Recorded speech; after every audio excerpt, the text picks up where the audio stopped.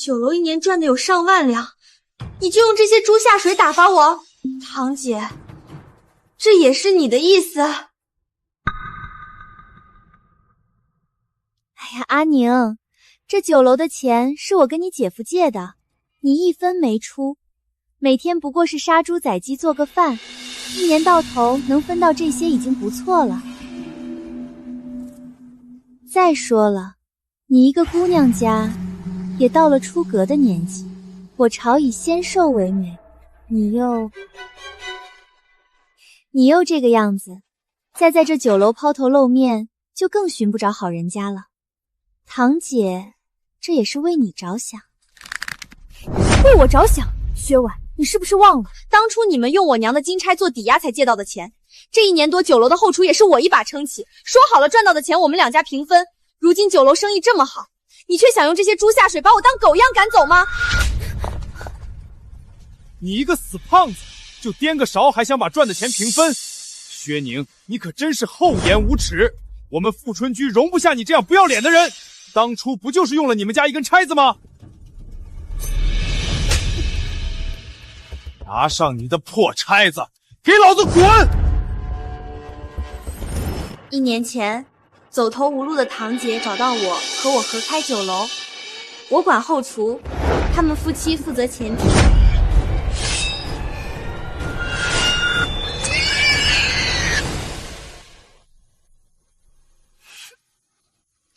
我們說好了，賺的錢2家平分。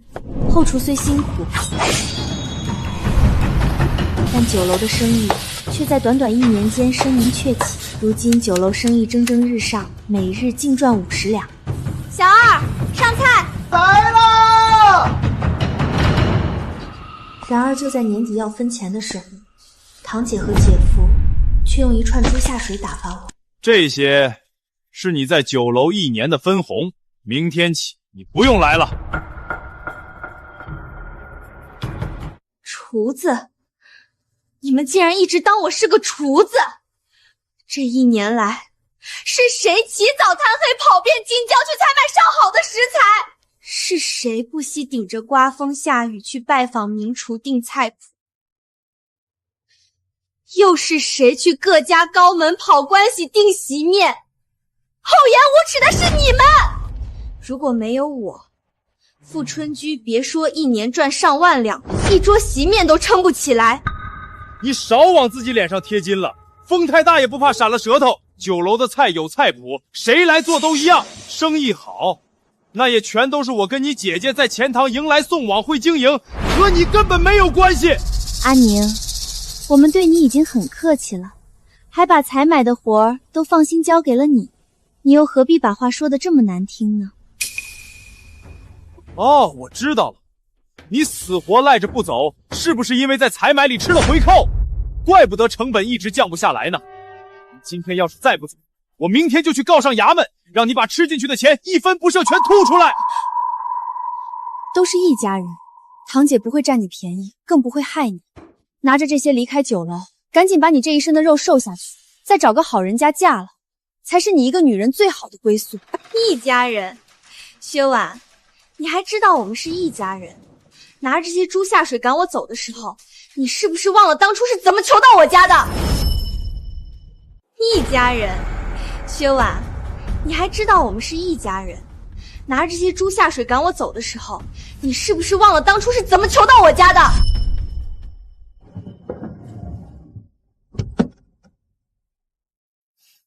堂姐，這是我外母家傳下的菜譜，還有這些銀子，足夠我們盤下個小攤位，做個營生賺錢了。你能拿出那麼多銀子救下我們女兒，我們夫妻已經無以為報了，如今怎麼能讓你把家底兒都掏出來幫我們？而且菜譜是你外母家的寶貝，還有這銀子，你若都拿出來，婶子抓藥怎麼辦？這點銀子怎麼夠？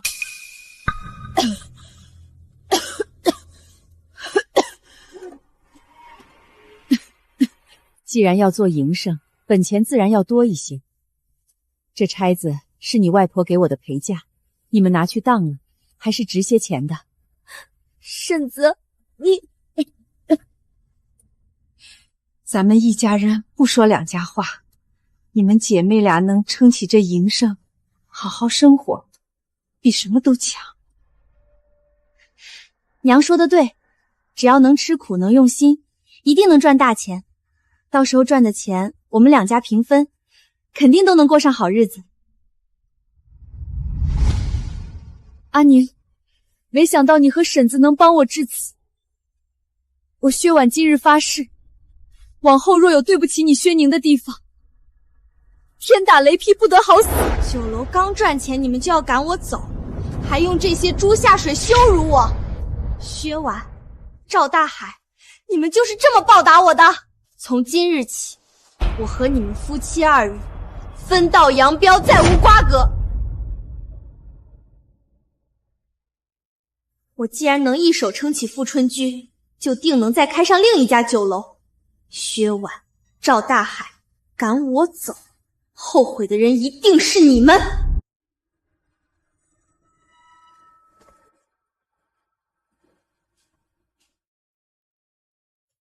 這房子我租了，這個就當做定金。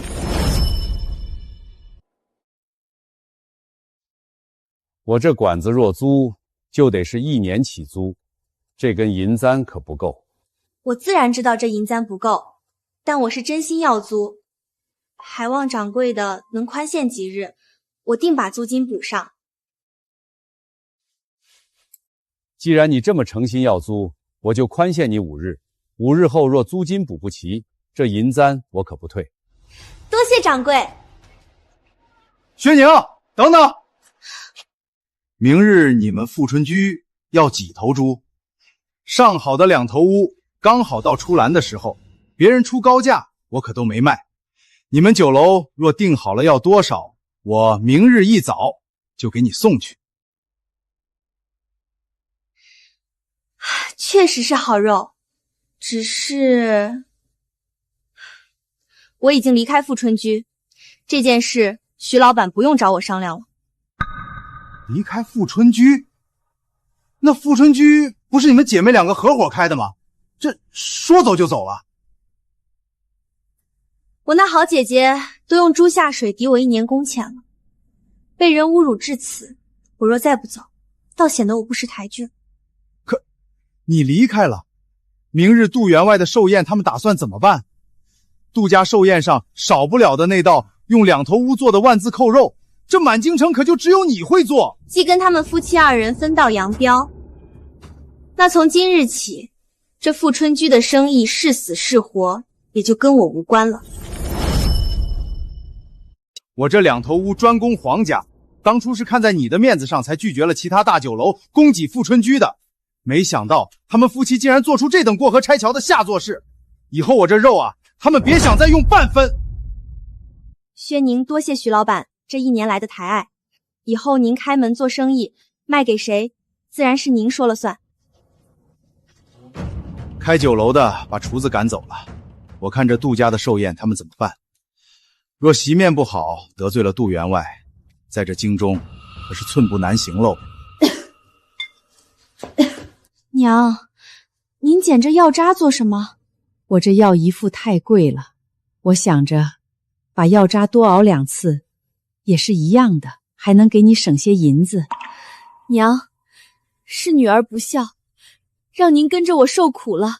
不提那些，富春居今日開業就滿1年了，我看那酒樓生意每日都紅火，想來晚晚給你分了不少吧。這些就是我堂姐給我分的工錢。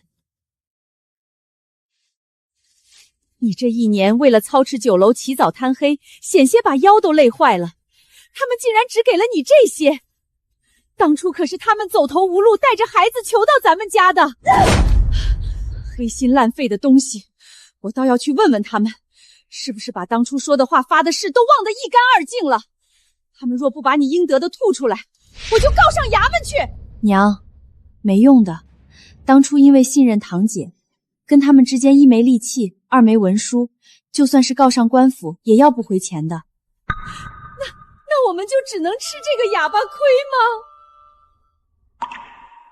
娘，回來的路上我想過了，我有手艺有能力，若自己开一家酒楼，不会比富春君差。就连铺面都看好交了定金，只是这租子还差了一大截。等着，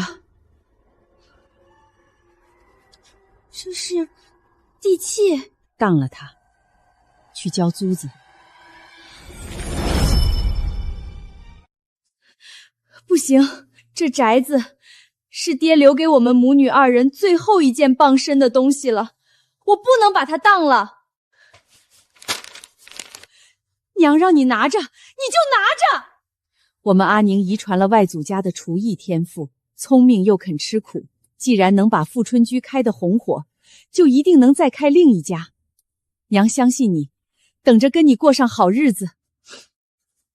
好，我明日就去把那铺面租下，一定会干出个样来。9600两，9700两，11382两。娘子，去年我们这富春居一年净賺了1萬兩啊！真的這麼多？怪不得那個薛寧死活賴着不走，我看啊，是他一個廚子，妄想分這1萬兩銀子呢。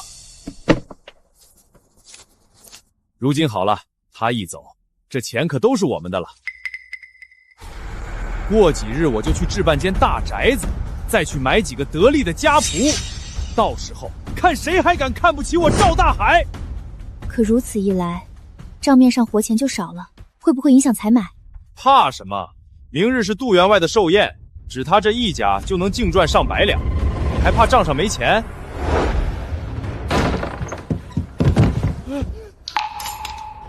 掌櫃的不好了，杜員外壽宴要用到的兩頭烏，徐老闆不給我們送貨了。不送，那你就上門去取啊。可徐老闆說，從今日起這兩頭烏絕不會再攻擊我們富春居了。你說什麼？完了，這杜員外在京城勢力盤根錯節，這席面若是開不起來，我們這富春居怕是都要開不下去了。徐老闆，今日杜員外在我富春居有壽宴，點明了要您這兒的兩頭烏，您看這肉何時能送去？送？你們夥計回去沒告訴你們嗎？我家這兩頭烏以後連一根豬毛都不會送到你們富春居。雖不知我們是哪裡惹得徐老闆不快了，但席面要得急，還望徐老闆別，我這店小，不敢跟薛掌櫃和趙掌櫃這種過河拆橋的人做生意，我怕像薛寧一樣被你們用豬下水結賬。姓徐的，薛寧的事兒是我們的家事，輪不到你說話。再說你養的豬這麼多，除了我富春居，還有哪家酒樓能吃得下？你不要不知好歹，這一年多要不是看在薛寧的面子上，我這專供皇家的兩頭烏怎麼也輪不到賣給你們富春居。如今你們夫妻做出來這種黑心爛肺的事情，就算這豬都爛在圈裡，我也不會賣給你們富春居一頭。快滾吧！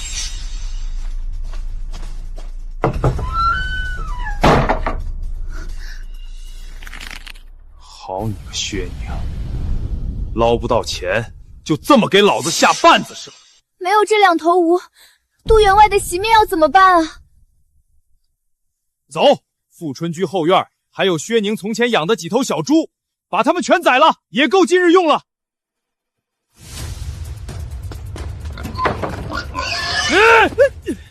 掌櫃的使不得，薛廚說過，這兩頭烏至少要8個月才能殺了吃肉，否則口感和味道都會大打折扣啊。薛寧說的話就是個屁，那姓徐的不給肉，今日若不宰了這幾頭豬，耽誤了席面，得罪了杜員外，你幾條命賠得起？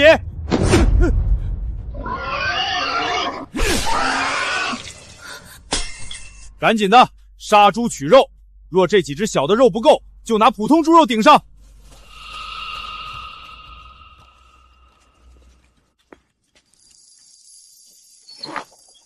薛寧，他怎麼在這兒？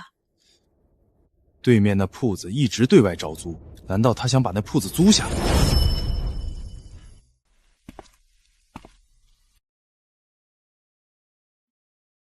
東西都是現成的，這酒樓開起來也省得你再置办。我這鋪子地段好，每日来往人多，離驿站也近，很多官员下了職总会来這片找館子小酌一杯，不用愁生意。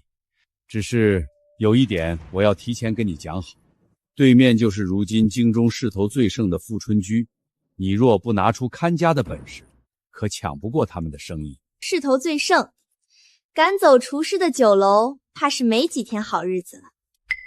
昨日我就看你眼熟，如今你這麼一說，我倒想起來了，你就是对面那個有名的薛廚吧？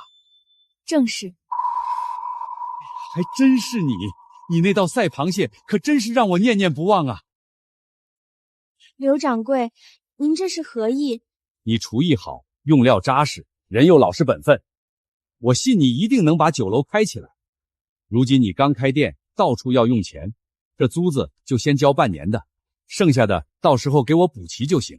我說薛寧，你怎麼還真的要自己開店啊？也不看看自己是不是那塊料，竟然還敢在我富春居对面做生意，簡直找死！哎呀，阿寧，姐姐勸過你，你不過是個會炒菜的廚子，這生意做不起來的。像我一樣找個好男人嫁了，相夫教子才是正事。與其在這裡關心我的鋪子開不開得起來，不如擔心今日杜員外的席面，你們要如何做？那道萬字扣肉，店裡除了我，可沒人會做。薛寧，你不過是個廚子，離了你，我們富春居照樣生意火爆。倒是你這麼個一身病的娘，要錢如流水，不僅讓你翻不了身，還早晚拖死你。趙大海，你给我閉嘴！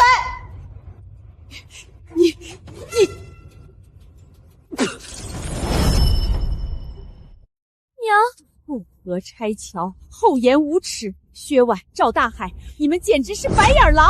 婶子，这話就難聽了。薛寧不過是個上不得台面的廚子，而我才是這全京城都認得的富春居老闆娘。你若真為了薛寧好，就讓他趕緊把這鋪子的租子退了，制造成嫁妝，別到時候一輩子嫁不出去，讓人恥笑。看到了嗎？有我富春居在，你就算在這裡開酒樓，也不會有一桌生意，早晚也是把銀子賠得一乾二淨。跟你這個病秧子娘滾出這裡！是嗎？那我們就看看3日後到底誰的生意更好。這富春居用的可都是貨真價實的兩頭屋，滿京城除了宮中，只有這兒能吃到。我在數月前就早跟老闆定下，諸位今日就敞開了吃，還是杜員外的面子大，竟能讓京城第一的富春居給您留住席面。早聽聞這兩頭五的肉質鮮嫩，今日托杜員外的福，終於能一嘗究竟了。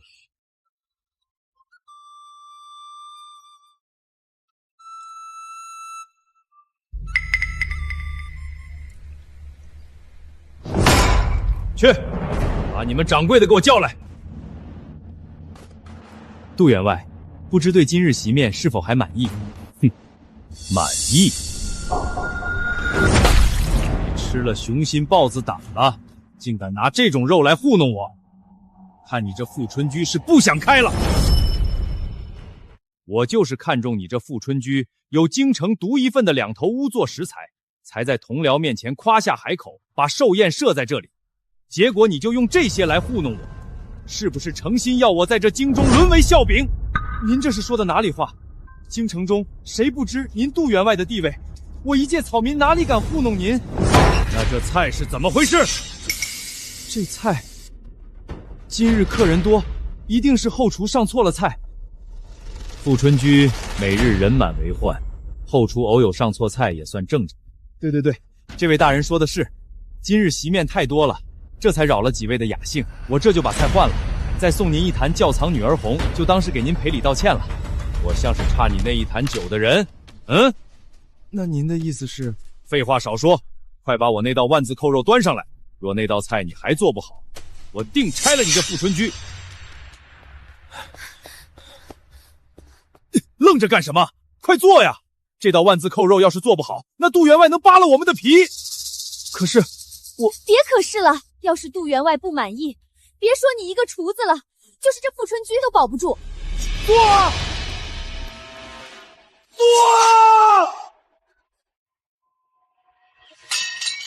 可这道菜我根本不会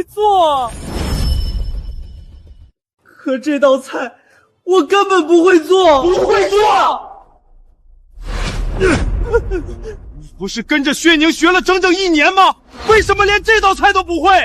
那个薛宁每日从切割到颠勺，手把手毫无保留的教你，你为什么学不会？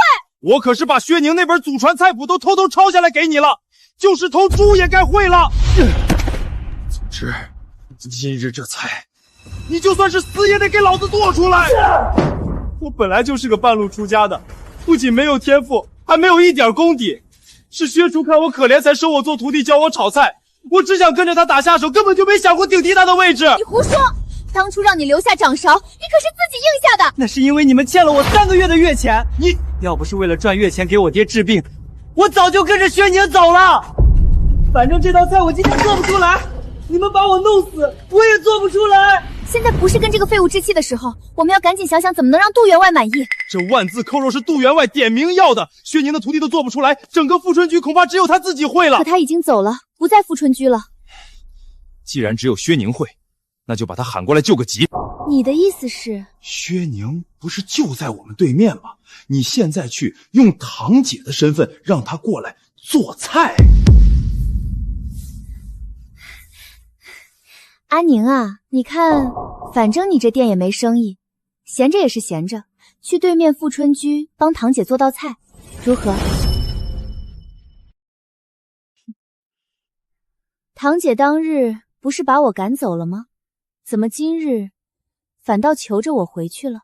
这不是杜员外点名了，在席面上要万字扣肉，店裡的厨师不中用，个个都比不上你。阿宁，你就看在我们是堂姐妹的份上，帮姐姐这一回吧，不然惹得杜员外不開心，富春居可都保不住了。你也不想眼睜睜看着他倒閉的是吧？富春居倒閉與否，跟我這個外人有什麼關係？話不是這麼講的，我們在你們用豬下水把我趕走那刻起，我們就已經恩斷義絕，毫無關係了。至於富春歸是死是活，全靠你們自己的造化。你要是沒什麼事就快走，別在這裡礙眼。哎，你這什麼態度？讓讓，別耽誤我們開門賺錢。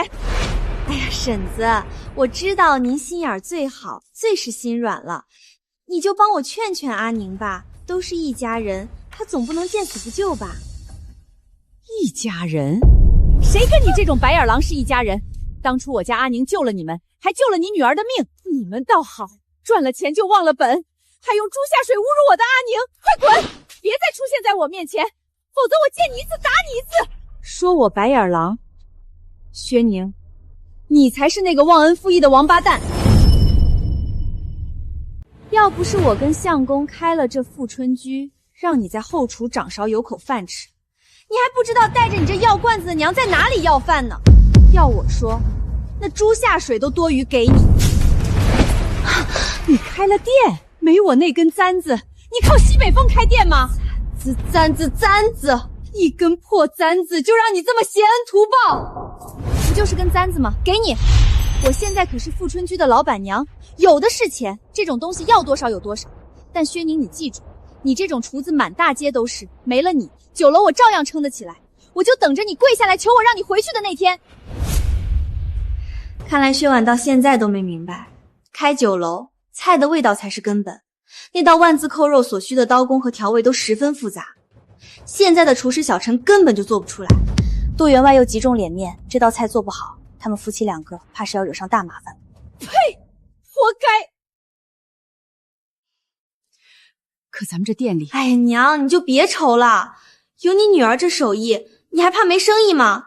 到時候只怕你會嫌忙不過來了。聽聞這萬字扣肉用料考究，刀工精湛，每日只供3份，難得的很啊。今日也是托了杜員外的福，才能有幸吃上一口。快讓後廚把我的萬字扣肉端上來。薛宁人呢？哎呀，别看了，他不肯来。什么？不来？他不来，那这菜怎么办？掌柜的，你可快点上菜吧！杜员外见不到菜，眼看着就要掀桌子了。杜员外见不到菜，眼看着就要掀桌子了。赵大海，那现在我们怎么办？怎么办？怎么办？我哪知道怎么办？还不是你没用，连个薛宁都叫不来。你现在倒怪起我来了。当初我就说了，薛宁手艺一绝，要等把他手艺都学到手，再跟他撕破脸。是你舍不得钱，非要赶他走的。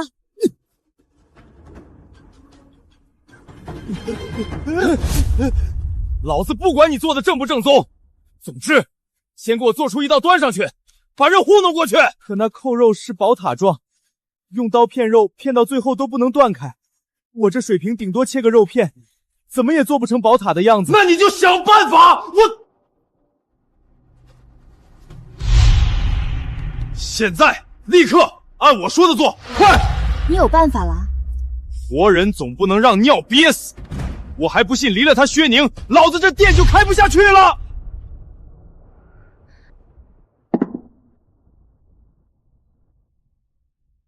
让诸位大人久等了。赵掌柜，这菜可是让我好等啊！哎，好饭不怕晚，既是这店里的招牌，等一等又何妨？是啊，这菜我可只在宫宴上远远看过一次呢。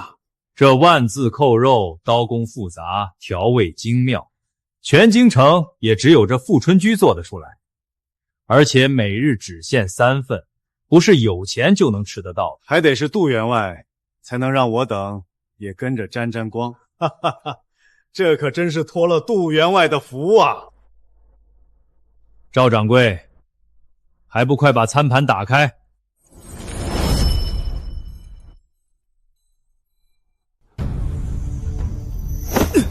既然不能一刀切到底，那就切成肉片，再把肉片摞起來。不行不行，這道菜不是這麼做的。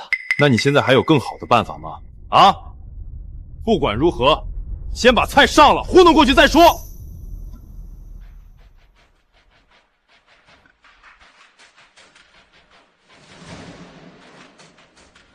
不愧是杜員外特意點名的菜，這造型果然精妙。今日可算是開了眼了。諸位，請吧。這是怎麼回事？這怎麼成了一盤肉片了？姓趙，竟敢拿這種東西糊弄我！不敢，我就是有10個膽子，也絕不敢糊弄您啊！不敢？那你跟我說說，這是什麼？你今日讓我丟盡了臉面，我一定要讓你這富春居在京城銷聲匿跡！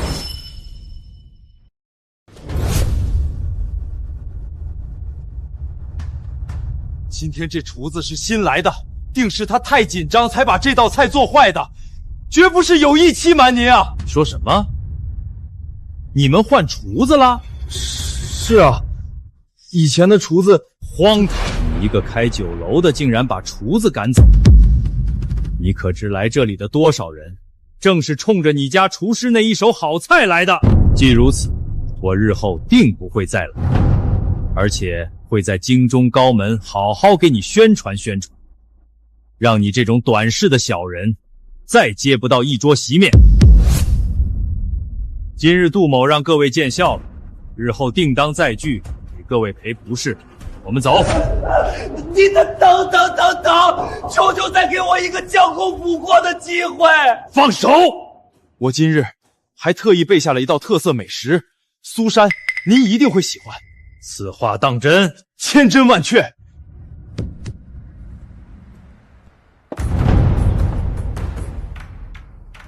這竟是傳聞中的蘇珊。據傳，這蘇珊來自前朝宮廷，工藝繁雜，極難製作。沒想到能在這裡一看究竟。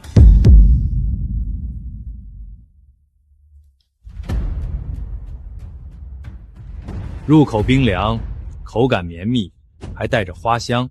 趙掌櫃，這才是你富春居該有的水平。员外谬讚。看在這蘇珊的份上，我且不追究了。多謝員外，多謝員外。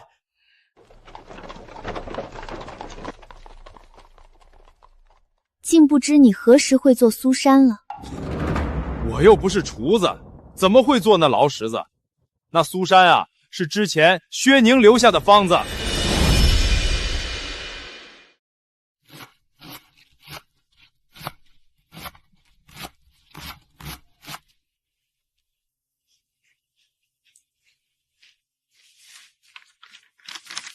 这個是蘇珊的配方，一定要收好。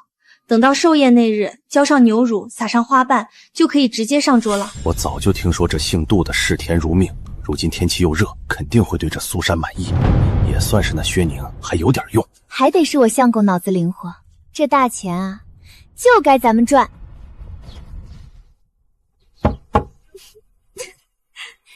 寧衛小館一聽就上不得台面，怪不得一個人都沒有。哎，夫人，也不是所有做生意的都像咱們一樣能賺大錢。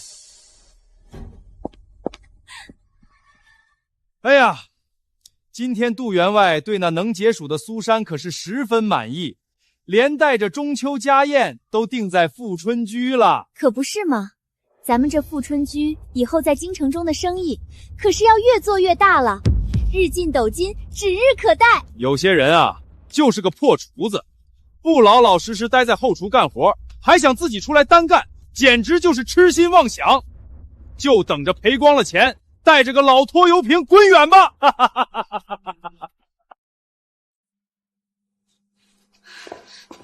两個白眼狼，簡直欺人太甚！只看眼前利益，不做長遠打算。他們的富春居開不久，可是好了，娘，不管他們，我們做自己的生意不好嗎？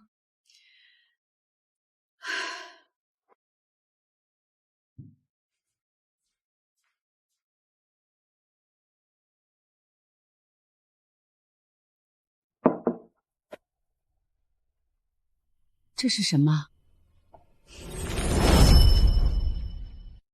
如今天氣炎熱，這街上來往的人雖多，但大多沒什麼胃口，不會進店。與其把熱炒做招牌，不如做些解暑小吃，好打開名聲。可這冰粉到處都有，我們這新店怎麼能讓人進來吃呢？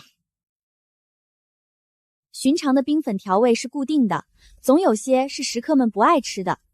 如今我們把小料擺出來，讓客人按照口味自行調配，既讓口味豐富，還能省下人工，一舉兩得。好，好，好，不愧是我的阿寧，腦子就是靈活。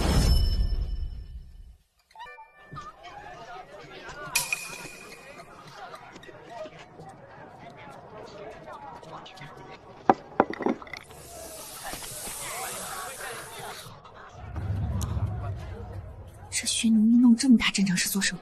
一個破冰粉搞得跟御膳一樣，裝腔作勢。有些人啊，賣不出菜，就做這種上不得台面的小吃。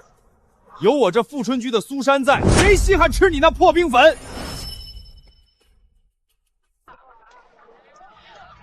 富春居名氣那麼大，咱這小店在他對面賣小吃，真的能行嗎？放心吧，娘。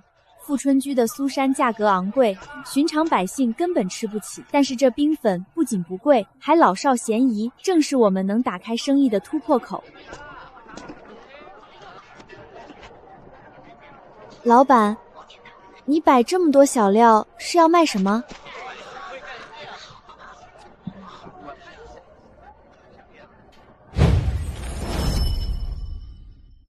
自助冰粉，咱們家的冰粉15文一碗，小料可以按照自己的口味隨便添加，有傳統的紅糖山楂，還有應季的西瓜、葡萄，只要你喜歡，隨便加什麼都可以。小料能隨便加，太好了！我愛吃冰粉，但是最討厭吃紅糖了。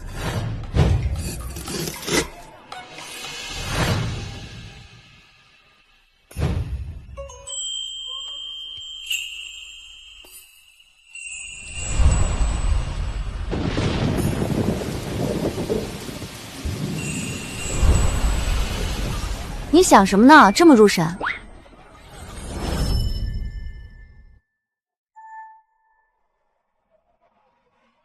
老板，你这冰粉裡到底放了什麼？也太好吃了，一口下去，這身上的暑氣都退乾淨了。真的，吃完之後渾身通透，太舒服了。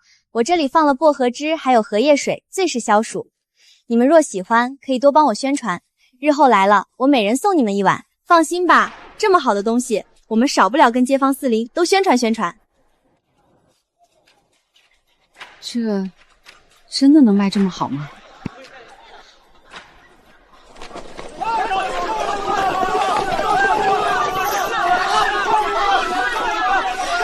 给我来一碗冰粉！我也要！我也要一碗！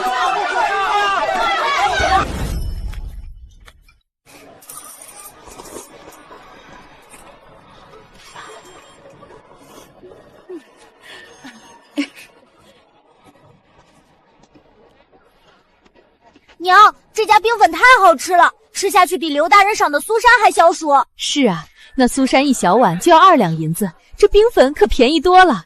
那我们明日还能来吃吗？这是新店開業，每位新顧客都送一碗酸梅湯。娘，這酸梅湯也好喝，明天我們還來好不好？好，好，好，這孩子挑食的緊，沒想到竟這麼愛吃你店裡的東西。過幾日我還會出很多新菜品，你就跟着你娘一起來，老顧客每次來我都送影子。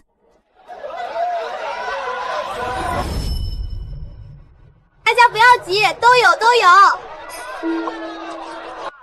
這死丫頭真是走了狗屎運，賣個冰粉生意都能這麼好。一碗10幾文的冰粉而已，累死他也賺不到幾個錢。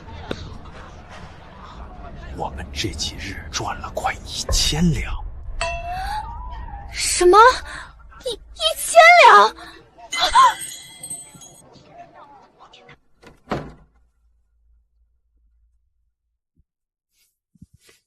你看，這幾日賺的比薛寧在時要多上好幾倍。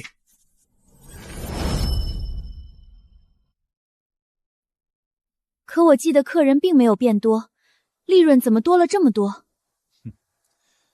那是因為我把薛寧之前用的高檔食材都換成普通的了，成本下來了，自然就賺得多了。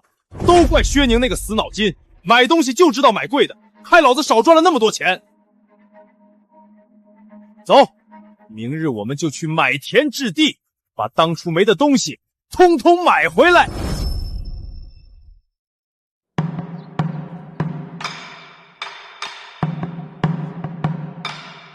這才是我趙老闆該住的房子，以前住的地方簡直就是窩棚。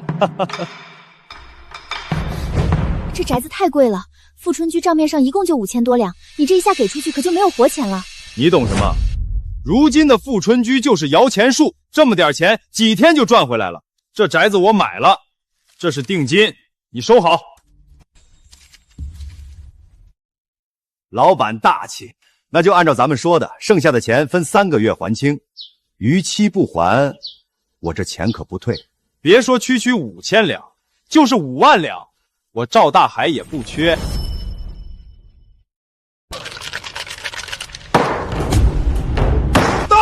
趙老闆可想好了，您這賬上可是都輸了1000多兩。我們趙老闆可是富春居的老闆，那富春居可是京城第1的酒樓，區區1000兩算什麼？對，我的富春居日進斗金，區區1000兩算什麼？滾！沒錢還敢來賭？這是怎麼了？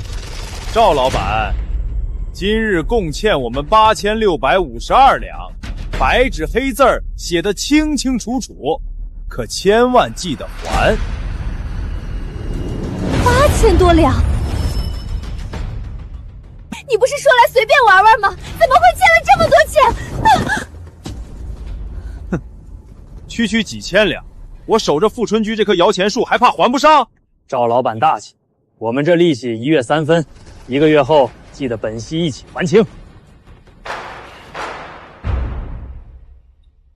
相公，我們這富春居一日所賺不過100兩，你這8000多兩，你在看不起我？我告訴你，薛婉，你再敢對老子指手畫腳一句，老子立馬就休了你！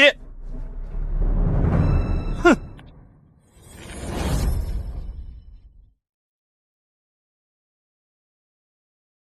明日采买的錢給我。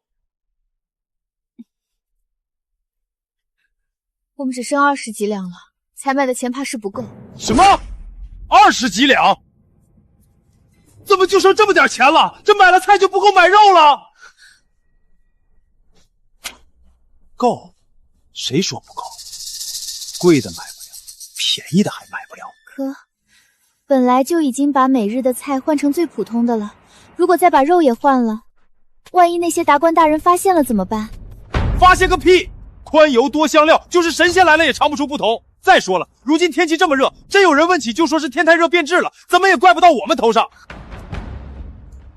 只要他們發現不了，那我們賺的可就更多了。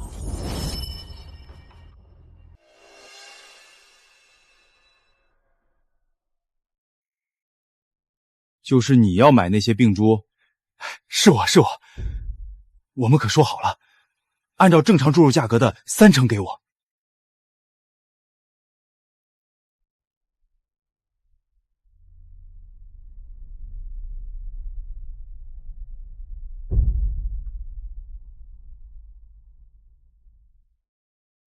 肉都是完整的，到時候一下鍋，誰能知道是好還是壞？你確定要這些？確定。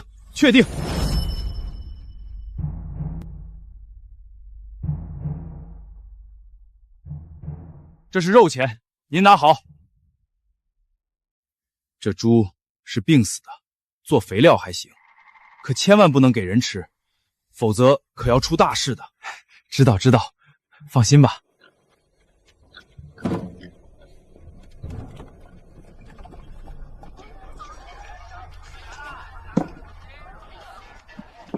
走一走，看一看啦。宁味小館新菜嘗鮮，今日來的客人每人加贈一份例湯。糖醋里脊，橙子味儿的，聞所未聞。還有那蝦球，竟然要跟什麼芥末混在一起，能好吃嗎？算了，我吃不來這新鮮玩意兒，還是去富春居吃我的紅燒排骨吧。這什麼亂七八糟的菜，把客人們都嚇到我富春居去了。我說薛寧，你就別瞎折騰了，就你這破店，要不了1個月就得倒閉，不如早點回來當個廚子，至少還能養家糊口。倒閉？我家的菜真材實料，健康新鮮，不像有些人黑心爛肺，不知道用了什麼東西糊弄。你說誰呢？我們不如打個賭，就賭不出1個月，我這小館絕對比你的富春居還要紅火。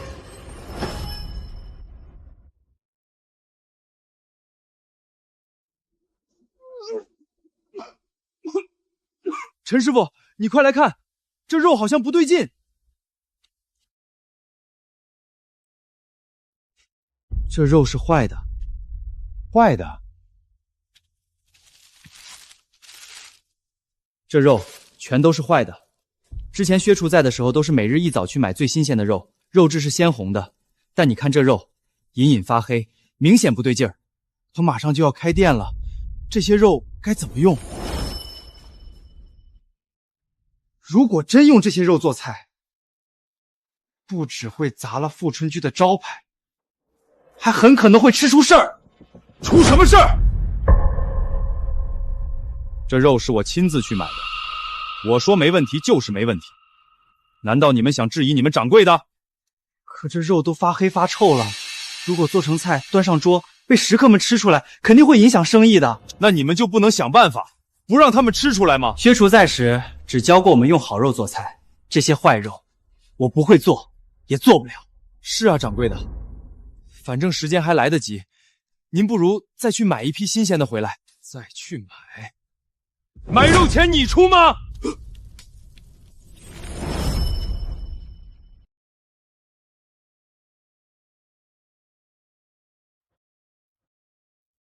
你看，香料足夠多，不就嘗不出來了嗎？可就算嘗不出來，食材不新鮮，也會吃壞肚子的。那關我什麼事兒？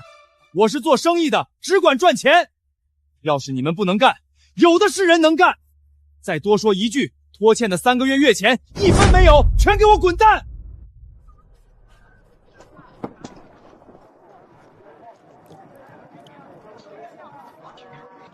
掌柜的，今日这豬肉口味怎么这麼重？全是香料味兒，吃不出一點肉味兒。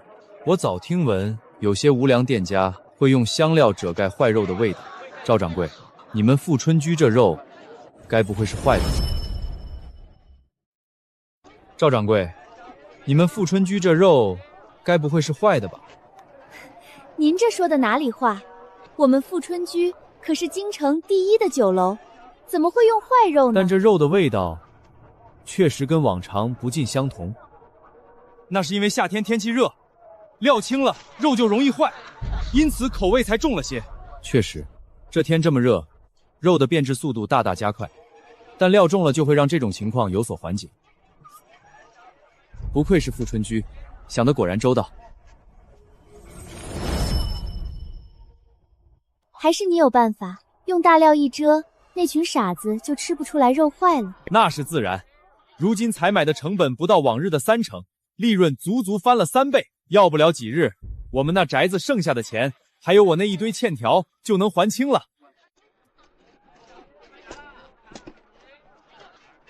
橙香糖醋排骨，寧香芥末蝦球，請慢用。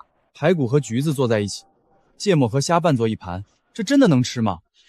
客官此言差矣，這橙子不僅能增添果香，還能讓肉質轉爛，而這芥末嘛，既能遮住蝦的腥味，這炎炎夏日還能提神醒腦。哎呀，你就吃吧，這館子的菜比對面富春居的都好吃。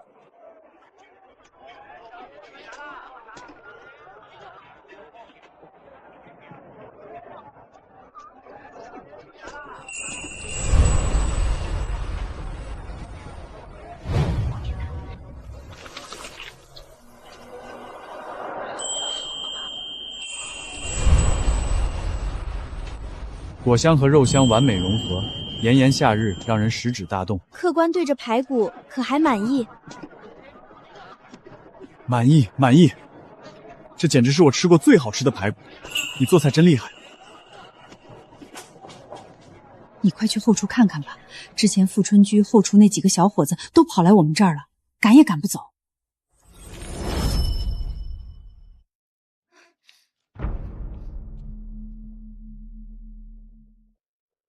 大家今日來是為了……薛廚，拜託您留下我們吧。富春居近來生意如日中天，你們怎麼反倒跑來我這小店了？什麼如日中天？我看那富春居要不了多久就要倒閉。唉，薛廚有所不知，自從你離開後，那趙大海買的食材是一日不如一日，今日甚至買了壞肉臭肉。我們實在是不願跟着他賺這份黑心錢。對，我們做人是有底線的，靠着坑害顧客賺的錢，我不要，我要賺乾淨錢。既如此，我這裡正好缺幫手，不嫌棄的話，大家就留下來跟我幹。雖然暫時不如富春居生意好，但是我們做良心生意，賺的是乾淨錢。一群吃裡扒外的東西，竟敢跟我撂挑子，不就是幾個伙計嗎？老子錢給夠，還怕招不來人？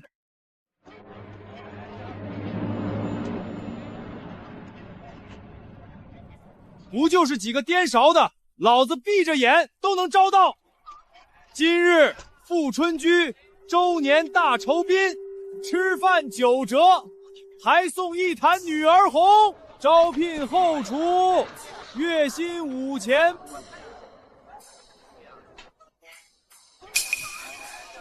薛寧，你來做什麼？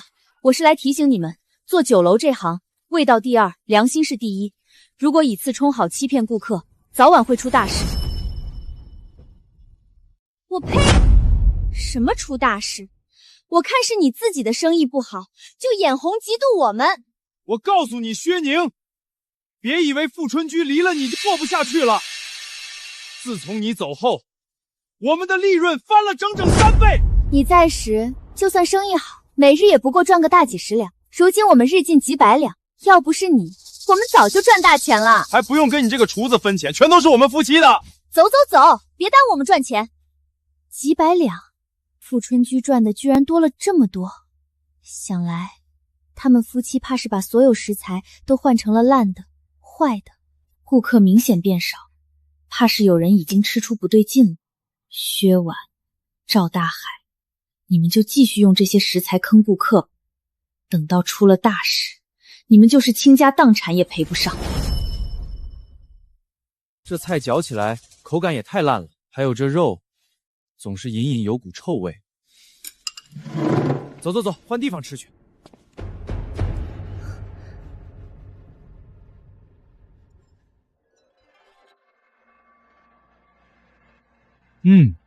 这蝦新鮮彈牙，這才是好食材。還有雞腿，沒有腥味，只有肉香。老闆，這蝦肉再給我來一盤。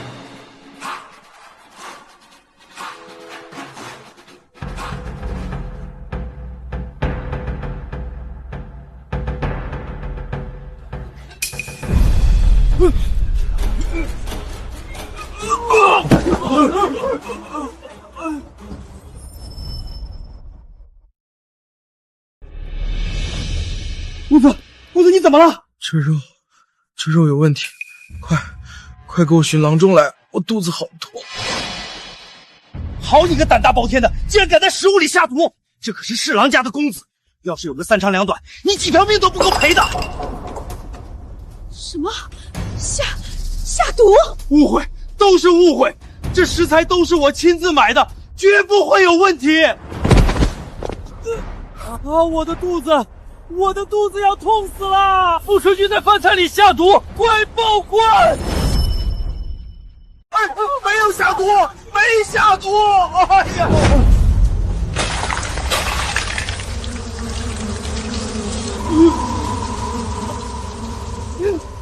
王八蛋！你們富春居竟敢用這種東西給老子做菜！老子還特意把你們的紅燒肉帶走給我爹吃，怪不得他吃完後這時候就上吐下瀉，原來竟是因為你這黑心幹的！我可以解釋的！敢騙老子，老子今天就打死你！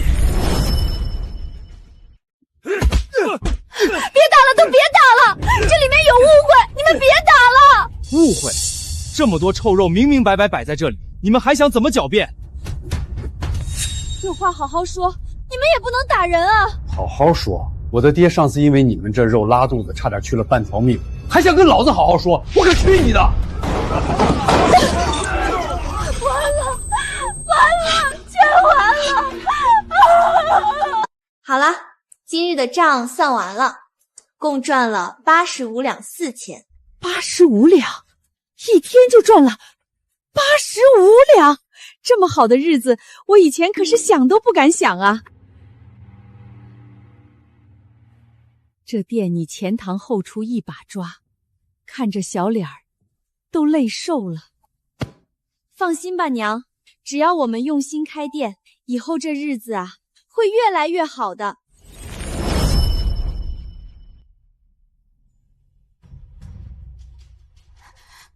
啟稟大人，我家公子從今日晌午在富春居用完菜起就昏迷不醒，還望大人狠狠責罰這個歹人。還有我家夫人，腹瀉不止，幾欲昏厥。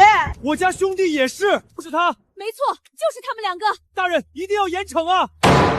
大膽薛婉、趙大海，竟敢以劣充糧，以腐作鮮，賄實害眾，竟致眾人嘔瀉不止，簡直可惡！大人，我是有苦衷的，大人。今責令你承擔所有受害食客的醫藥調養之資，分文不得短少。另外，重打30大板，即刻行刑。是，大人，大人饒命啊！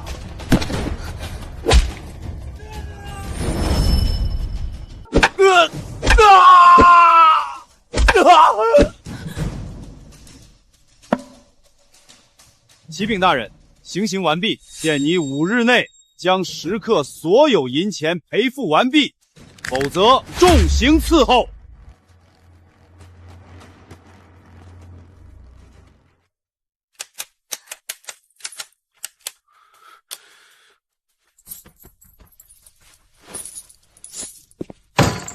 不把你這些東西都當，老子拿什麼賠錢？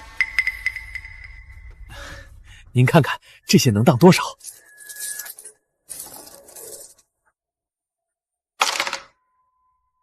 成色一般，一共500两。500两？我买这些花了3000两都不止。就这些，爱当不当。那我不当了。谁说不当了？不当了，这些去赔钱。你难道想让老子被下大狱吗？要不是你当初花钱买这些破烂玩意儿，老子手里至于没钱吗？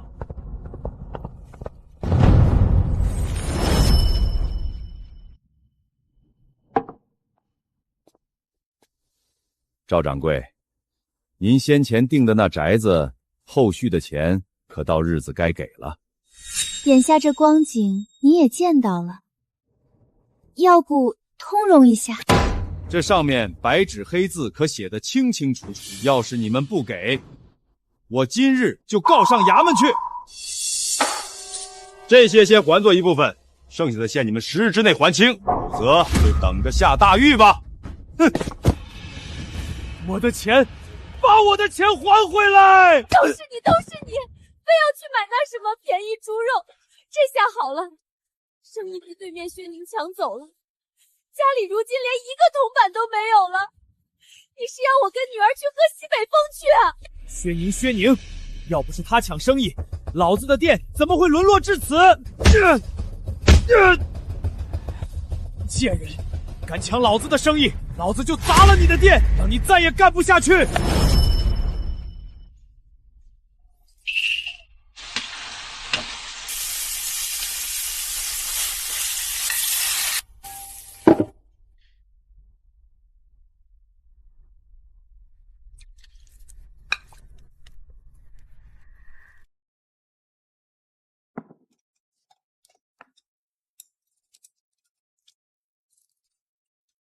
肥而不膩，入口即化。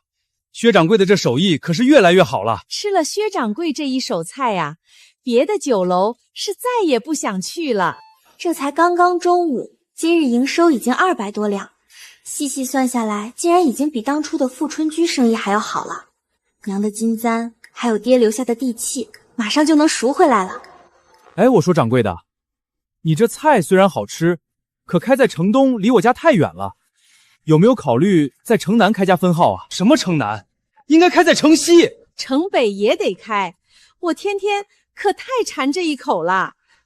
好，我家阿寧一定會把店開到各位家門前的。我已經在看新的店鋪了，等開新店了，大家一定要去給我捧場啊！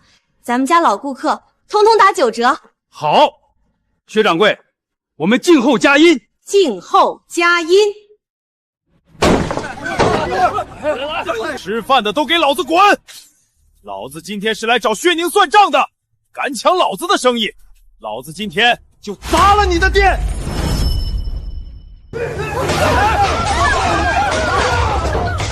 不是要做生意嗎？老子看你這生意怎麼做！趙大海、薛婉，你們給我住手！我們開店做生意，關你什麼事兒？你憑什麼砸我們的店？讓他砸，我倒要看他今天到底還要做什麼。薛寧，別以為你這麼說，老子就會停手。你停不停手我都不在乎，我靠手藝吃飯。你今天砸了，我就明天重新裝修，重新開店。我的手藝在，食客們就還會回來。薛寧，你怎麼這麼不要臉？搶了我們富春居的客人，還有臉在這裡說開店？搶！客人來我的店，是因為我的手藝好，食材好，從不會坑害顧客。而你們菜用爛的，肉用臭的，不止難吃，還把客人們吃得上吐下瀉，差點出事兒。如今富春居要倒了，你們不好好反思自己，反倒用這些下作手段來砸我的店。富春居的生意一落千丈，與我無關，全都是你們自己一手造成的。今天要殺了你！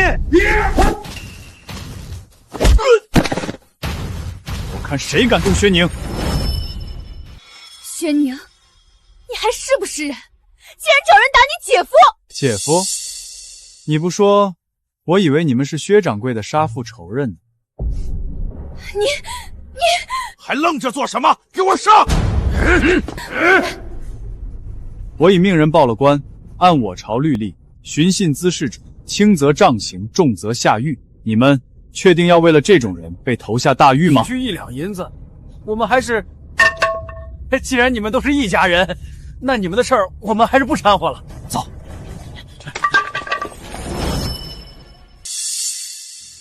我你薛宁，几日不见，竟连姘头都找到了。赵大海，你嘴巴给我放干净一点！你这口味可真够重的。这死胖子腰粗脸大一身的肥油，看一眼就想吐，你还跟他好，也不嫌恶心？你干什么？口吐恶言，该打。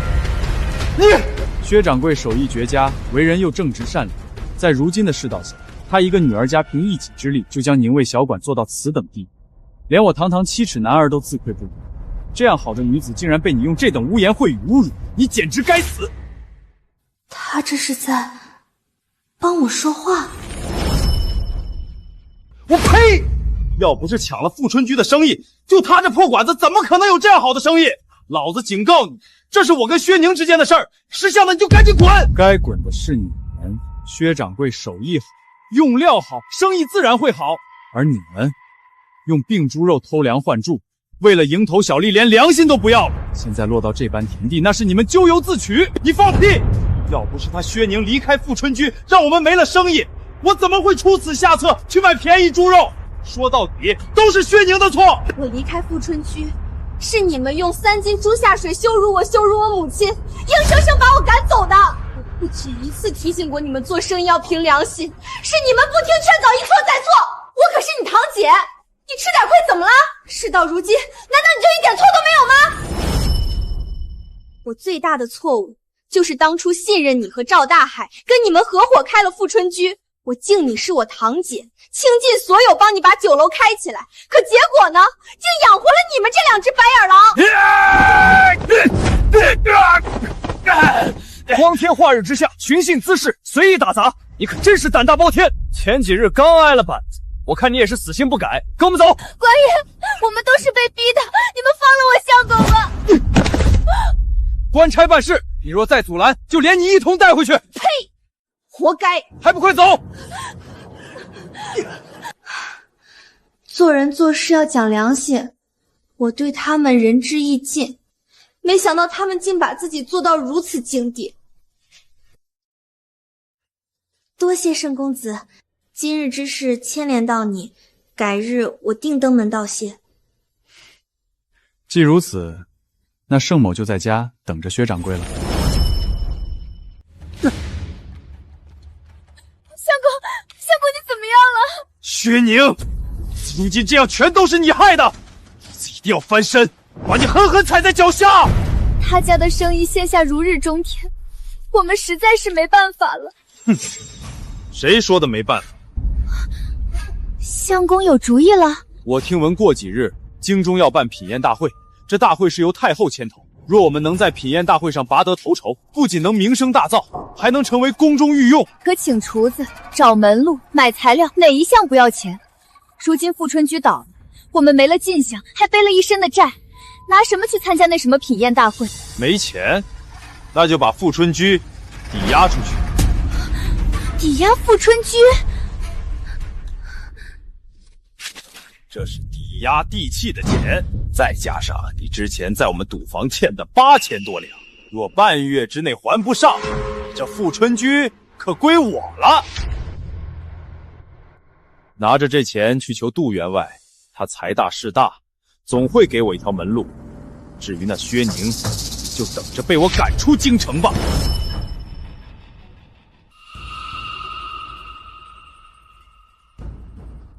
杜員外，這是小人的一點心意，只求您給我一個參加品宴大會的資格。這麼點東西也敢求到我這裡？去，別在這裡礙我的眼。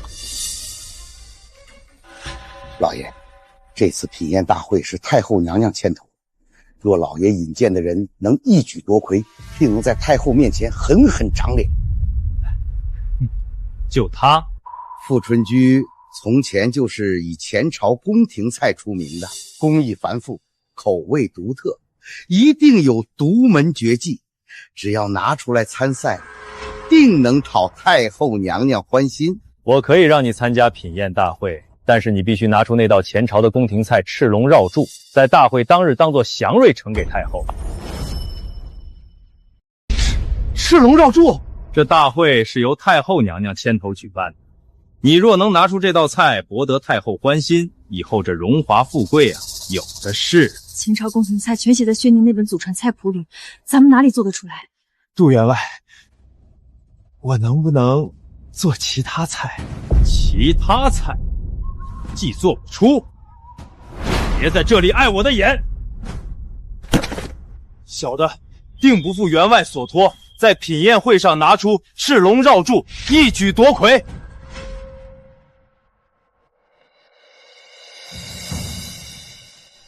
怎麼辦？距離那個品宴大會只有3天了。3天，我們上哪裡去找赤龍繞柱的菜譜？菜我們不會做，但是菜譜我們可以偷啊。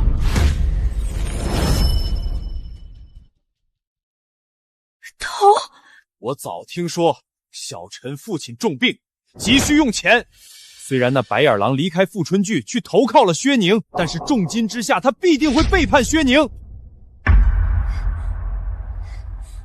不愧是相公。薛寧，老子一定要在品宴大會上一鳴驚人，東山再起，把你死死踩在腳下。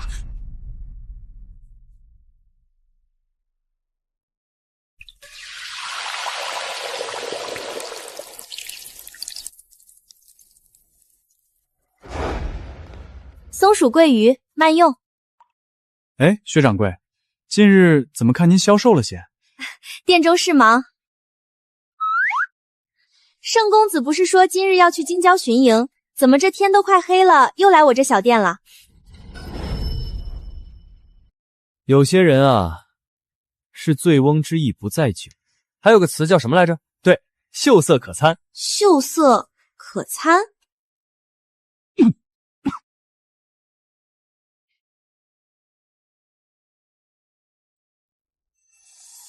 酸甜適口，魚肉緊實。薛掌櫃這廚藝，竟是那御廚都比不上。盛公子謬讚了。不過你這手藝這麼好，獨家配方可一定要保管好，別輕易叫人學了去。我們家的夥計都心思耿直，那些上不得台面的事情，他們做不出來。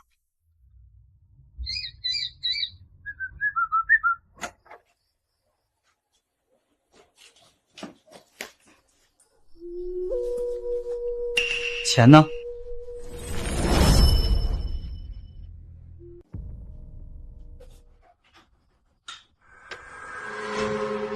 这菜譜終於讓我拿到手了，錢貨兩起，你可不能反悔。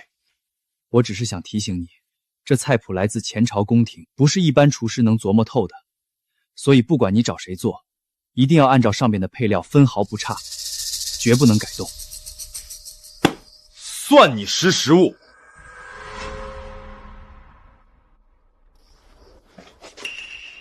掌櫃的，我剛剛怎麼好像聽到有人說話？有嗎？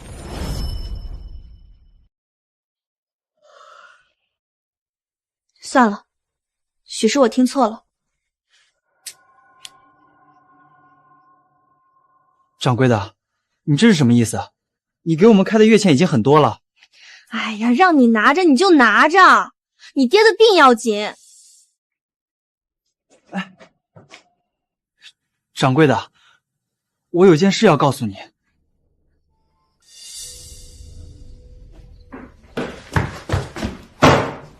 成了！这菜譜還真讓你弄到了。薛寧向來謹慎，尤其這菜譜他每日都妥帖保存。你這麼輕易就拿到手，會不會有詐？你這麼輕易就拿到手，會不會有詐？有詐個屁！那小臣本來就是個牆頭草白眼狼，見錢眼開的東西。他能背叛富春居去投奔薛寧，就能為了錢再從背後捅他一刀。可是沒有可是，如今菜譜拿到手了，我們只要再找到一位名廚，按照菜譜做，一定能在品宴大會上好好掙個臉面。你說到輕巧，抵押富春居的錢大半都送給了杜員外，如今我們只剩一點傍身錢了，哪裡還請得起名廚？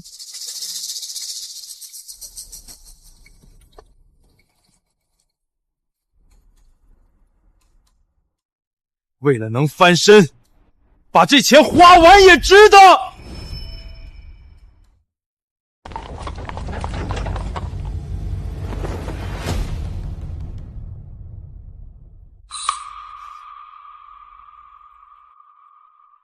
我是听你说这富春居是京城第1酒楼，才答应来做主厨的。怎么你这店今日看来竟连一个人也没有？倒是对面这小馆子，店面不大，人气却旺得很。一个白眼狼開的店而已，不足為懼。白眼狼？有些人啊，就是趁着富春居出現了一點小問題，才用下作手段把顧客都搶走了。如今我請來了江南名廚方大廚，今日起，我們富春居一定能再次火爆京城，而那些個白眼狼就等着灰溜溜滾蛋吧！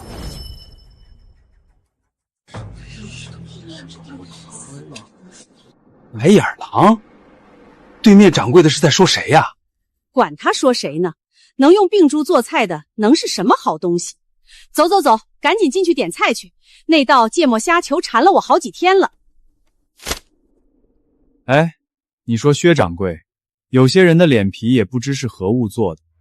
病豬事件都搞得人盡皆知了，竟還有臉在此說什麼東山再起，真是笑掉人的大牙。小白臉，你罵誰臉皮厚呢？誰氣急敗壞，聖公子說的自然就是誰。趙大海，我奉勸你，做生意要講良心，入口的東西尤甚。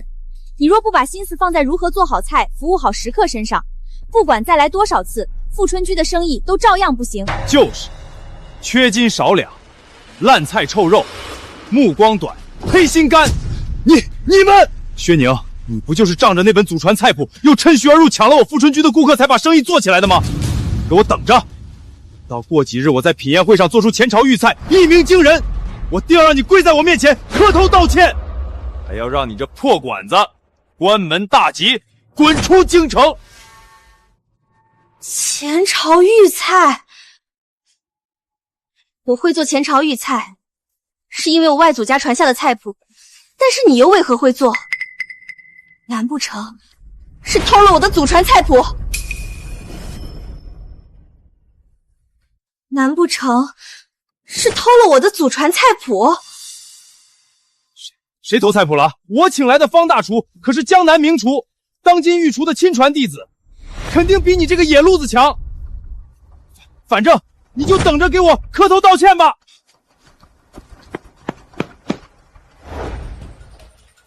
這上面有一道赤龍繞柱，請您務必每個步驟、每個用料都按照菜譜來，一點都不要改。白芷、丁香、肉蔻，這香料的用量未免也太多。你確定要用這個菜譜？那是自然，這可是前朝宮廷御廚留下的菜譜，絕不會出錯。既然你堅持如此，那我就按照這菜譜做。但有一點，您說，我只負責做，如果品宴會上這道菜出了岔子，惹了麻煩，我絕不擔責。您就放心吧，只要按照這菜譜上菜，到時太后她老人家一高興，別說我這富春居，就是您的名聲也得在這滿京城傳開。無恥小人，下作行徑。只是有一點，那趙大海倒是提醒我。什麼？幾日後的品宴大會，你要不要也去參加？品宴大會？參加。阿寧一定要去參加。當初是你看他們夫妻落魄可憐，才幫着他們把富春居做起來了，可結果呢？辛苦一年養出來2隻白眼狼，還用3斤豬下水羞辱你。如今他們自己作踐富春居，把生意做沒了，反倒時時刻刻來為難你。既如此，你就去參加那個品宴大會，狠狠贏下這比賽，讓趙大海徹底絕了心思。伯母說的甚是，趙大海那種人，只有把他徹底踩死，才能讓他從此再不敢招惹我。可我聽說那品宴大會要由京中高門引薦，我們就一個小館子，如何參加得了？你若不介意，就代表我們盛家去，到時若拔得頭籌，也好讓我沾沾喜氣。可參加的人是代表各大高門的臉面，我能行嗎？你若不行，這滿京城就無人能行。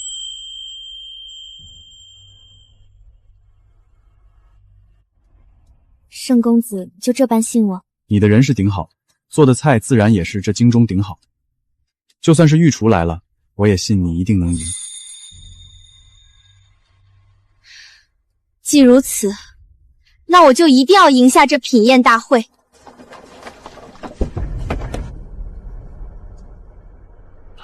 杜員外，您且放120個心。這次的赤龍繞柱是我特意尋來的御菜食譜，又找了江南名廚親自操刀，一定能拔得頭籌，讓您在太后娘娘面前狠狠長臉的。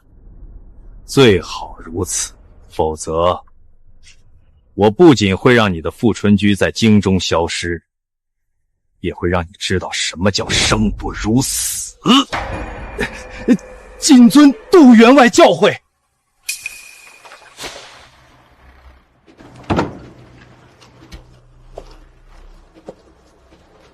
薛寧，你怎麼會在這裡？薛寧，你怎麼會在這裡？這品宴大會廣集英才，你能來，為何我來不得？你算什麼東西，也敢跟我比？這品宴會是太后娘娘牽頭舉辦，由京中高門引薦才能參加，來者哪個不是京中名廚？就你那個小破館子也有臉來？我要是你，就現在立刻滾遠一點，省得待會兒讓自己丟盡臉面。一個小館子的廚師，怎麼敢來這品宴大會？員外有所不知，這薛寧本是我們富春居一個後廚的，結果仗着是我堂妹，就獅子大開口，竟要分走我們盈利的一半，結果貪心不足，被我和我相公趕了出去，這才在富春居對面開了間小館子，苟活度日。我貪心不足？薛婉，幾日未見，你這顛倒黑白的本事倒是見長不少。好了好了，這品宴會要由高門引薦，你既沒有，就趕緊走，別污了這地方。誰說我沒有高門引薦？就你能認識什麼高門大戶？就是一個小館子，每日來往的都是三教九流上不得台面的人，還高門，風太大也不怕閃了舌頭。杜員外，我看您還是快點讓人把他帶下去，省得髒了您的眼睛。按着。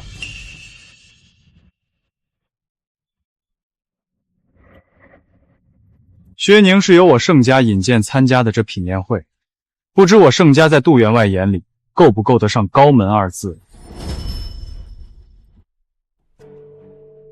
竟不知盛大公子今日也到訪此宴。薛寧是由我盛家引薦，自然就是代表我盛家。杜員外讓人趕走薛寧，莫不是要給我盛家難堪？你一個小白臉裝什麼高門？知道這是誰嗎？快給我閉嘴！哎呀，杜員外，你定是被他這副人模狗樣的樣子給騙了。京中高門甚多，這小白臉肯定是跟薛寧狼狽為奸，合起夥來騙人的。哦，你倒是說說我怎麼騙的？我在薛寧的小館子裡日日都見你，能去那種小館子的，怎麼可能是京中高門？定是哪裡來的破落戶，還想嚇唬？沒門兒！我告訴你，薛寧，別以為找了個破落戶來招搖撞騙就能唬人。杜員外才是那個跺跺腳就能讓京城震三震的高門，就你找來這個小白臉，只有跪下來給杜員外磕頭的份兒。竟不知杜員外在京中竟還有此等。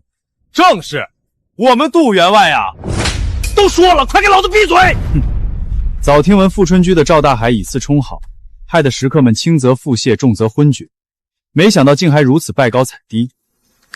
杜員外既跟這種人相熟，那盛某定會禀明家父，日後少跟杜員外來往。混賬東西！那位可是盛國公家的大公子，你是要害死我嗎？盛國公，不可能！薛寧怎麼會跟盛國公家的公子相識？盛國公一人之下，萬人之上。今日若因你幾句話影響了盛國公對我的看法，定要將你千刀萬剮！杜員外，我實在是不知薛寧那個賤人竟然能攀上如此高門啊！去，快把這個混賬東西給我拖下去，日後不許他再靠近員外府。是。哎呀，小人知錯了，您就再给小人一次机会吧。品宴大会正式開始。杜员外，品宴大會已經開始，您若執意要趕我們走，可就無人可用了。您就大人有大量，原諒了我們這一回吧。罷了，但是你那道赤龍繞柱定要討得太后歡心，否則我定饒不了你。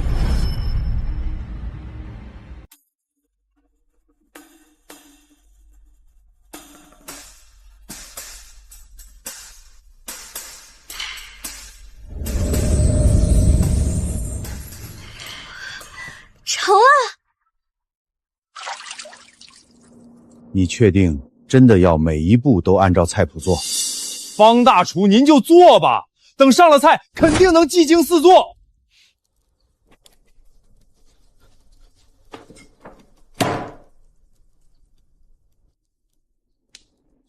既如此，若出了岔子，你记得跟我绝无干系。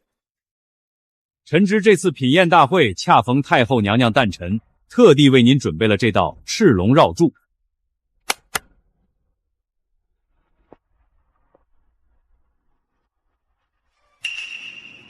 真是巧，我盛家為了此次品宴大會，特地請了寧衛小館的薛掌櫃，做的也是赤龍繞柱。我盛家為了此次品宴大會，特地請了寧衛小館的薛掌櫃，做的也是赤龍繞柱。薛寧，你為何要跟我用同樣的菜品參加品宴大會？品宴大會並未規定不能做同一道菜，我做這道菜合情合理。況且我倒要問問趙掌櫃，這道菜乃是前朝的宮廷御菜，用料做法都記錄在我外祖家的菜譜裡，從未外傳過。你又是從哪裡做得的這道菜？難不成是趙掌櫃的偷了我的菜譜？偷菜譜？這到底是怎麼回事？本宮眼裡揉不得沙子。趙大海，你這方子到底是哪裡來的？回太后，小人前些日子尋來了一位江南名廚，這方子是他師傅教給他的，與薛寧絕無干係。那可真是奇，天下名菜千千萬，這江南名廚會的恰好是薛掌櫃祖傳菜譜裡的那一道。正是因為千千萬，所以同一道菜肯定不止一人會做。啟稟太后娘娘，小人這菜不管是從用料還是技法，都比那薛寧技高一籌。就算是方子一樣，小人也相信口味上定能勝過他許多。哦，是嗎？千真萬確。這薛寧屢次為難小人，還希望太后做主。若今日他薛寧的菜輸給了我，就讓他從此滾出京城，此生不得入京。大膽！太后在此，你竟如此口出狂言！正因為太后在此，我才要跟他打這個賭。當初富春居是我一手經營起來，就算你使了下作手段讓他的生意不復從前，但是他曾經的輝煌也跟你毫無關係。只要你在品宴會上輸給了我，我就能要你滾出京城。薛寧，你這輩子都要輸給我！混賬東西，勝負尚未分出，你沒有資格說這種話。聖公子稍安勿躁，這個賭我答應你，可若你們輸了，就要在全京城的高門權貴面前給我鞠躬道歉，然後從此離開京城。沒想到本宮這一個小小的品宴會，竟還有這般插曲。罷了，既如此，就由本宮做主，允了這個賭。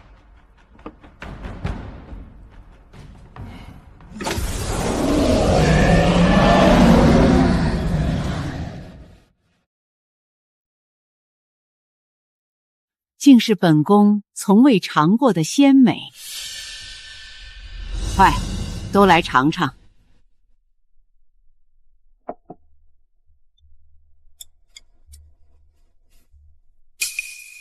這口感，這肉質，簡直聞所未聞，不愧是御菜，讓人一口難忘。薛寧，做得不錯，賞。多謝太後。啟稟太後，小人的菜也是赤龍繞柱，且用料工藝都遠高於眼前這道，還請太後品鑑。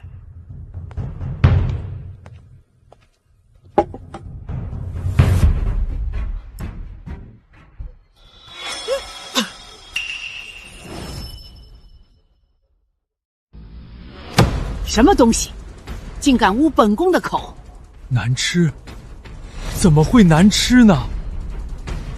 杜員外，你把這等人引薦到本宮面前，究竟是何用意？太后娘娘明鉴，臣。你引荐的東西，你自己嘗，還有你們，也都嘗嘗。此等廚藝，也敢在本宮面前誇下海口，簡直荒謬！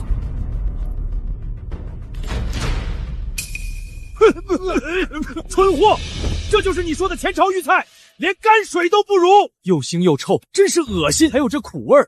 嘿，腥臭，苦，怎麼可能？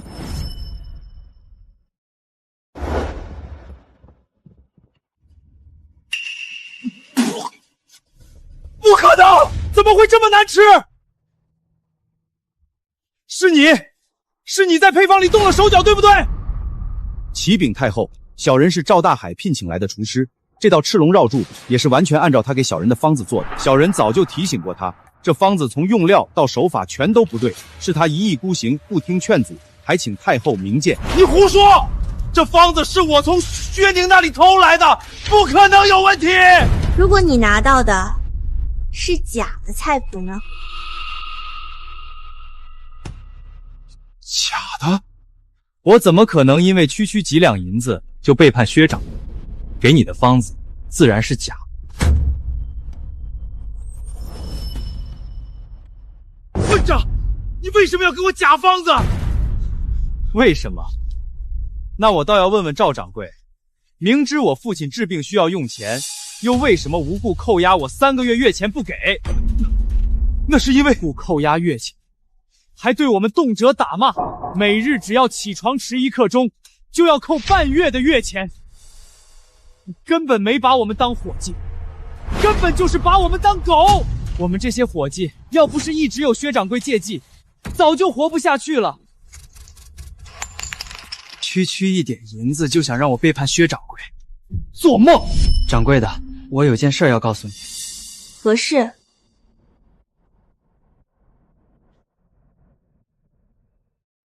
趙大海偷偷找我要偷您祖傳的菜譜，我怕不給他，他會再起其他歪心思，就寫了份假的糊弄他。您不會怪我吧？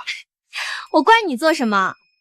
倒是你小子腦袋比從前靈光許多了。薛掌櫃為人正直，待人真誠，和你這種黑心爛肺的東西根本不一樣。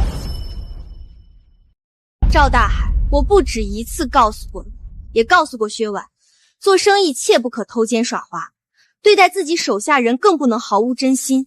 誰知你竟無可救藥到如此地步，如今勝負已分，你也該依約滾出京城吧。薛寧，都是你害我，都是你！来人，快把他給我扔出去！你們做什麼？做什麼？你欠我們毒坊8352兩，再加上這抵給我們的富春居，如今既還不上，那這富春居就是我們的了。滾開！連富春居都沒了，完了，這下全完了！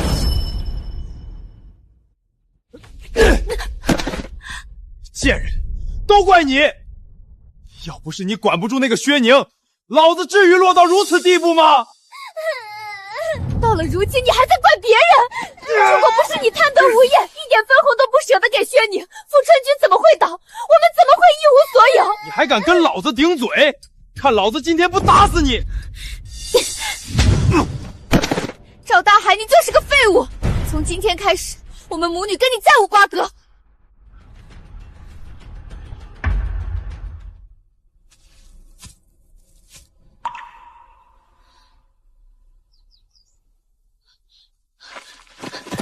阿寧，你救救堂姐吧！趙大海已經喝醉掉進河裡淹死了。這次只要你再幫我一次，我絕對不會再背叛你了。沒有第二次了，人要為自己的選擇付出代價。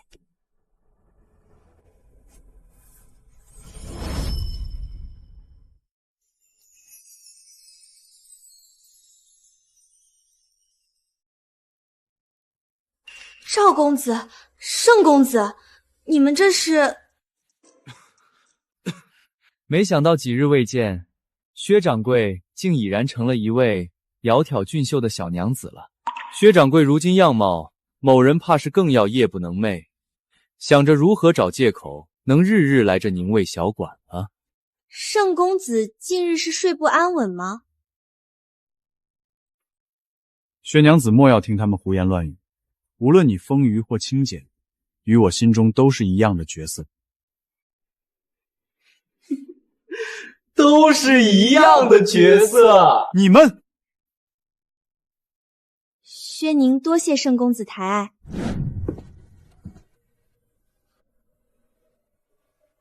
這是上次在品宴會上，薛娘子名聲大噪，俨然已經成了京城第一名廚，不知是否賞面去執掌中秋晚宴呢？去，當然要去。遠離了那些傷害過我的人和事，我的精彩人生才正要開始。